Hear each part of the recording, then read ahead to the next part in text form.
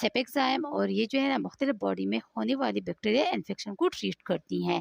जैसा कि कान के इन्फेक्शन में इसको यूज़ किया जाता है, जिससे कान में जो है ना बहुत ज़्यादा दर्द होता है और कान में जो है ना पस भी पड़ जाती हैं, जिससे कान में जो है ना बहुत ज़्यादा तकलीफ़ होती हैं। इसमें जो है ना मैक्सिल कैप्सूल को यूज़ किया जाता है। इसके अलावा नाक के इन्फेक्शन में भी यूज़ किया जाता है। अगर आपके नाक में कोई इन्फेक्शन हो जाए तो इसमें भी आप लोग जो है ना मैक्सिल कैप्सूल को कर सकते हैं। और आप अगर आपके गले में इन्फेक्शन हो जाए तो तब भी आप लोग जो है ना मैक्सिल कैप्सूल को यूज़ कर सकते हैं। चेस्ट इन्फेक्शन में भी आप लोग जो है ना इसको यूज़ कर सकते हैं, जिसकी वजह से आपको सांस लेने में दुश्वारी होती है, और नमूनिया में भी इसको जो है ना आप लोग यूज़ कर सकते हैं।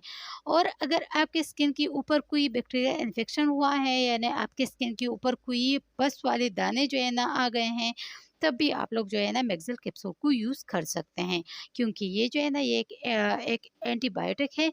अच्छा वीवर्स, तो अब आते हैं इसकी साइड इफ़ेक्ट्स की तरफ कि इसके इस्तेमाल करने से आपको क्या साइड इफ़ेक्ट्स हो सकते हैं। तो वीवर्स, इसके इस्तेमाल करने से आपको नाज़िया हो सकती है, वॉमिटिंग हो सकती है, आपकी स्टमक जो है ना अपसेट हो सकती है, और आपके पेट में जो है ना गैस का मसला भी हो सकता है।